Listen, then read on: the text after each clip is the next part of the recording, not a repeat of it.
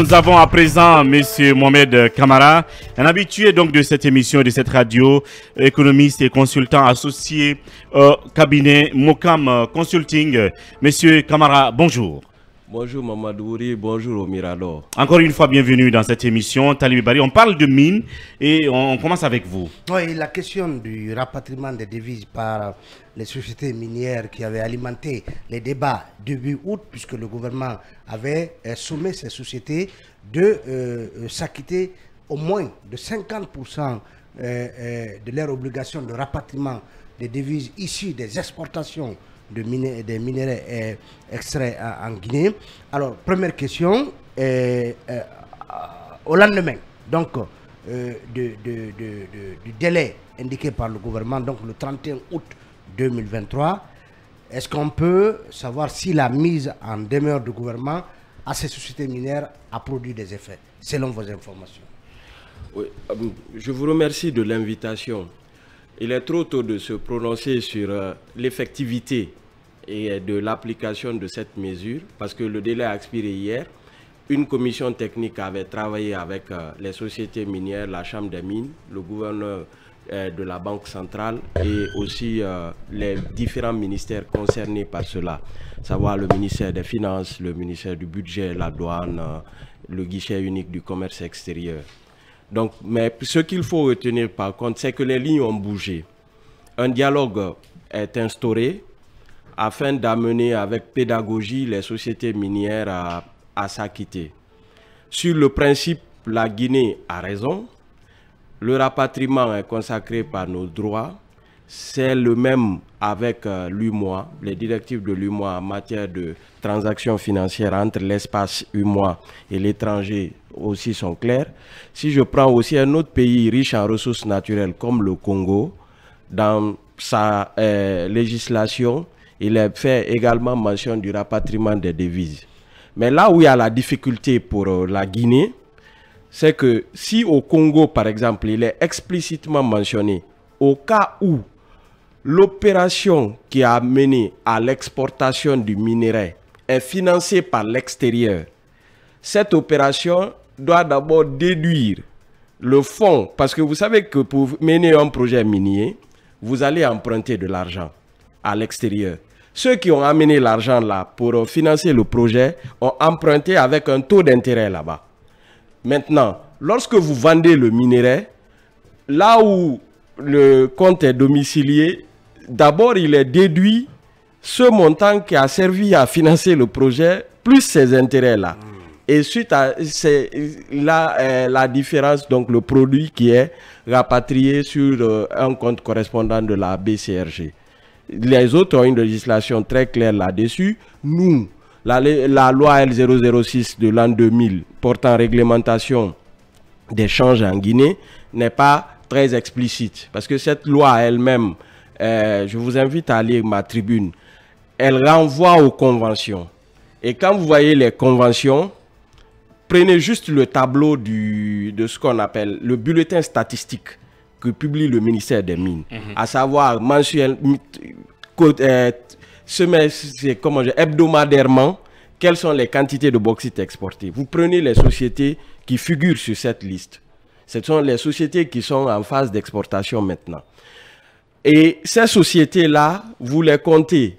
Vous vous dites, il y en a 4 qui sont par exemple dans l'accord cadre avec la Chine. Ceux-là ne peuvent être concernés parce qu'ils sont régis par un accord spécifique. Lesquels, vous voulez dire? Chalco, SPIC, CDM, Chine, surtout sont dans cet accord-là. Donc, les travaux routiers qu'on voit là, Kama, Moudaboula, les voiries urbaines sont financés par l'argent produit par l'exportation de la bauxite produite par ces sociétés-là. Dans le cadre de l'accord cadre avec la Chine. De 20 milliards de dollars. De 20 milliards de dollars. Et j'ai parlé aussi parce que quand vous parlez en proportion, prenez la CBG, la Guinée y est actionnaire à 49%. Et de ce fait, la Guinée reçoit des dividendes. Et la CBG, par le passé, si vous voyez les rapports ITIE, 2016, par exemple, le gouvernement guinéen demande une avance de 25 millions de dollars à la CBG qu'il paye. Donc, régulièrement, cette société a avancé le trésor public guinéen quand il avait besoin de devises. Donc, j'ose croire que non plus. Maintenant, les autres qui restent et qui sont invoqués, pour lesquels on peut invoquer les dispositions du code minier, ceux-là également, de l'autre côté, peuvent, dans la plupart des cas, avoir des exonérations, des dérogations au titre des conventions qu'ils ont signées avec la Guinée. Donc, c'est qui a amené. Donc, d'un côté, ceux-ci, fort de leur contrat, et de l'autre, le gouvernement invoquant le code minier. C'est pourquoi maintenant, j'ai aimé la pédagogie avec laquelle le gouverneur est allé quand même, parce que j'ai dit ce n'est pas une question spécifiquement minière, c'est une question financière. Et pour ce faire, le gouvernement doit y aller, comme je dis, au cas par cas. Au cas par cas. Chaque société est... Sur la base de la revue de leur convention de leur convention. Oui. Parce que avant d'exporter, vous souscrivez à un engagement de rapatriement. La question ne se pose pas, par exemple, avec l'or. Vous savez, pour ceux qui font de l'or, surtout artisanal, l'argent qui sert à induire l'exploitation est emprunté en Guinée, dans le système bancaire guinéen. Donc, quand vous vendez à l'étranger, celui qui a acheté ramène. Justement, j'ai voulu poser la question de se dire, est-ce qu'en fin de compte, ce ne sont pas justement les opérateurs dans le secteur de l'or qui vont être frappés par cette décision plutôt que par des sociétés, des multinationales minières qui ont des conventions dans lesquelles on leur aménage comme vous l'avez dit tout à l'heure, des exonérations, des dérogations et tout le reste. Est-ce que ce n'est pas dans ce secteur de l'exploitation artisanale de l'or où on pourrait justement appliquer véritablement cette décision? Parce que le CNRD auparavant et au demeurant s'est engagé à respecter les engagements. Donc, ça veut dire les conventions. Et tout à fait, tout à fait. C'est une ligne rouge que le président a tracée. Voilà. Il a dit, je ne touche pas aux conventions. Donc, si on ne touche pas aux conventions, on respecte ce qu'elles dictent. Donc, à partir de là, il y a quand même, le gouvernement négocie. C'est-à-dire que vous dites aux gars, écoutez, ça ne va pas. Normalement, les informations sur les comptes offshore, parce que celui qui emprunte l'argent pour venir faire un projet de bauxite en Guinée, il est logé dans un pays, par exemple, qui n'a pas de convention fiscale avec la Guinée, donc qui n'échange pas d'informations financières facilement avec la Guinée. Il emprunte $1 milliard. Il veut faire un projet de bauxite en Guinée. Ce milliard est emprunté à un taux donné. La législation dit que normalement, le compte d'opération de cette entreprise dans cette banque étrangère doit être reflété sur les comptes de correspondants de la banque centrale. Toute transaction, c'est-à-dire tu as emprunté à quel taux, tu as payé quel fournisseur, tu as quelle dette là-bas. La banque centrale doit en être instantanément informée. Ce n'est pas toujours le cas aujourd'hui parce que généralement, là où la banque est domiciliée, c'est un paradis fiscal. Et donc, un pays n'ayant pas d'obligation de révéler certains types d'informations à des tiers. Bon, c'est un combat que subit tous les pays en développement. Hein. Donc la Guinée, elle seule, n'est pas victime de ça. C'est pourquoi d'ailleurs, au niveau de la Commission économique de l'Union africaine, le Comité économique de l'Union africaine, CEA, une plaidoirie est menée pour que l'Afrique ensemble, pour jouir de ses ressources, agisse et fasse tomber un peu ces législations-là pour casser. Et l'autre information autour de ça, c'est que lorsque vous avez une législation comme ça, qui ne vous oblige pas à correspondre avec des pays comme les nôtres, là, vous invitez la société à plus de transparence, à être conforme avec le plan de départ, c'est-à-dire l'étude de faisabilité bancable que la société minière a déposée pour obtenir sa convention. Oui, Bassekou, pour continuer. Que disent le code minier et la réglementation des changes sur le rapatriement des devises? Le code minier, en son article 84, dit que les sociétés minières ont l'obligation de rapatrier les produits issus de leur exportation, la vente des minerais.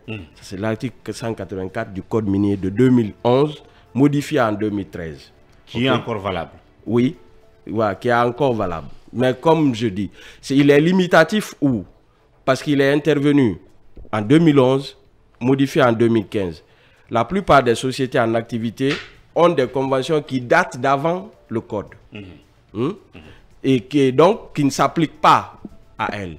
Et après le code, ceux qui ont obtenu des concessions comme SMB, comme Bel Air, comme Kimbo, comme SMM et d'autres ont curieusement des dérogations.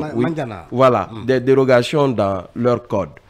Donc, maintenant, ce qu'on peut faire, parce qu'il n'est pas quand même, et pour les sociétés minières, ce n'est pas une bonne publicité, et pour le gouvernement guinéen, actuellement, avec la résilience de l'économie, on résiste à la crise de Covid, à la guerre en Ukraine, grâce au dynamisme du secteur minier.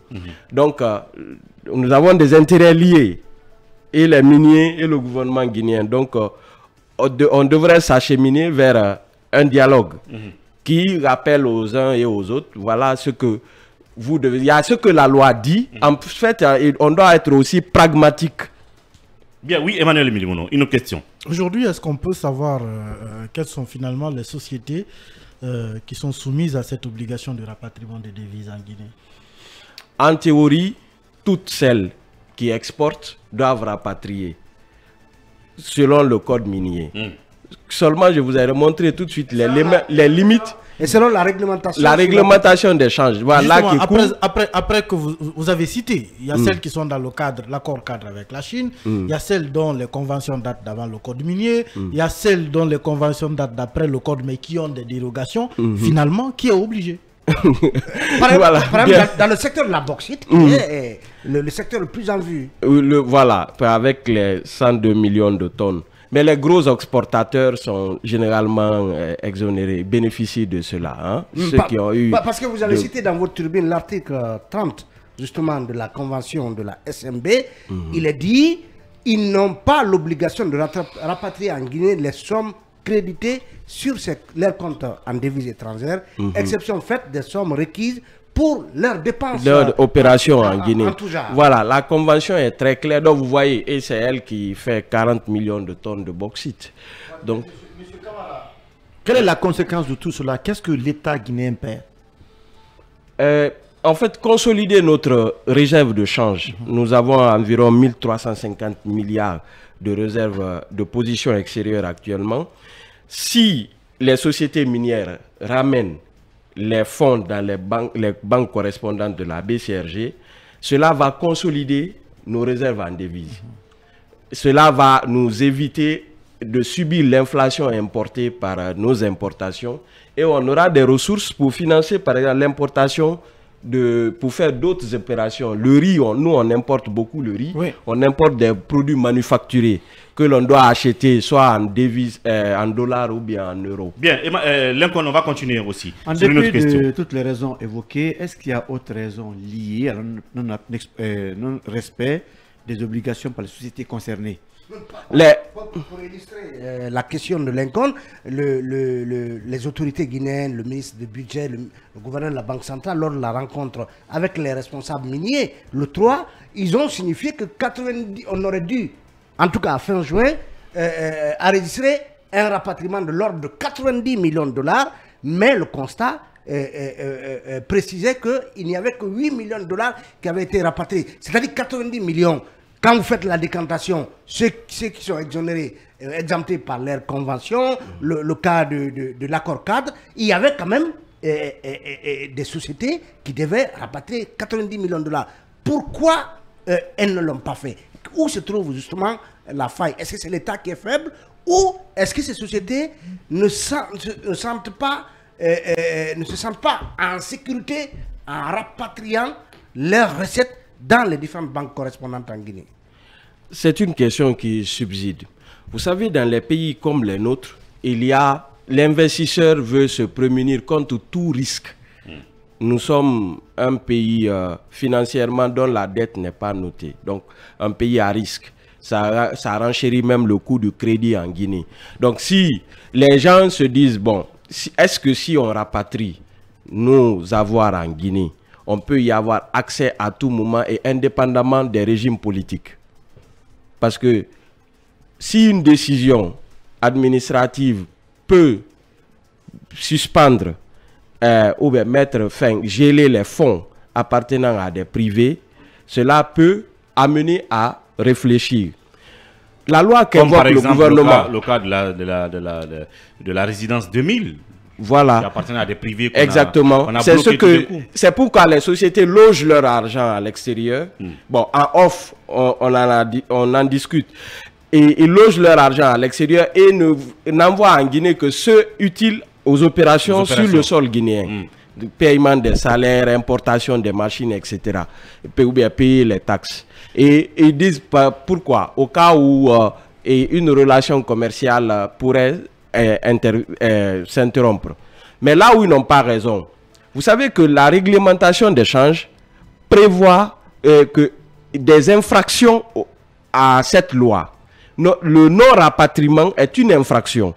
Le gouverneur de la Banque centrale peut porter plainte lorsqu'il a les éléments que... Vous refusez. Voilà, une société soumise à cette réglementation a refusé. Voilà, il ne peut pas, par exemple, comme on le dit, directement dire à la société, on gèle tes opérations en Guinée. Le gel des opérations doit provenir d'une décision de justice. Bien. Oui, on y a la balle pour terminer là-dessus. Oui, en définitive, M. Camara, alors quels sont les effets bénéfiques du rapatriement des devises par les sociétés minières? On aura beaucoup plus de devises. La surface financière de ce qu'on appelle la position extérieure de notre pays va s'améliorer. Et quand vous avez... C'est important parce qu'on a exporté en valeur en 2022 5,4 milliards de dollars. 102 millions de tonnes de bauxite. Donc, on doit nécessairement disposer de suffisamment de devises. Quand on en a sur les comptes de la banque centrale ou bien des banques primaires, parce que ce n'est pas que la banque centrale, hein. L'opération peut être réalisée par une banque de la place ici. Mais quand c'est dans notre système bancaire, cela peut donner d'autres sources de financement à l'investissement en Guinée, d'autres sources de financement pour certaines autres opérations. Mais en même temps, quand on sait que l'État, c'est la continuité, si le gouvernement qui a précédé le CNRD avait accordé à la plupart des sociétés de bauxite des exonérations qui ne les obligent pas à rapatrier ces devises en Guinée à 100%, et que ces conventions dureront au-delà de plusieurs années, au-delà même de la transition, est-ce qu'ils vont les obliger à les rapatrier, d'autant plus que le contrat est signé et qu'ils se sont engagés à respecter les contrats? C'est l'autre question. Deuxièmement, en parlant de devises, peut-être que ça fera l'objet de notre débat, on n'est plus par le temps. Le CNRD peut-il nous dire lui-même que les 1 milliard de devises de réserve qu'ils ont trouvées à la Banque centrale sont préservées jusqu'à date ou maximisées? Ou est-ce que c'est parce qu'il n'y a plus de matelas de devises qu'on met cette pression? Là est l'autre question, M. Mohamed Camara. Vous répondrez à ces questions à d'autres occasions. Et bien entendu, merci d'être passé dans cette émission. Merci à tous les 6 ici dans ce studio. Derrière la belle vitrine, Tidiane Camara, assisté des 2 là. Le lundi, sans doute, l'influenceur ouest-africain Aboubacar Diallo sera de retour pour continuer l'aventure Mirador. Bien entendu, d'ici là, demain, vous retrouverez Mirador Mixte. D'ici là, prenez soin de vous. Au revoir.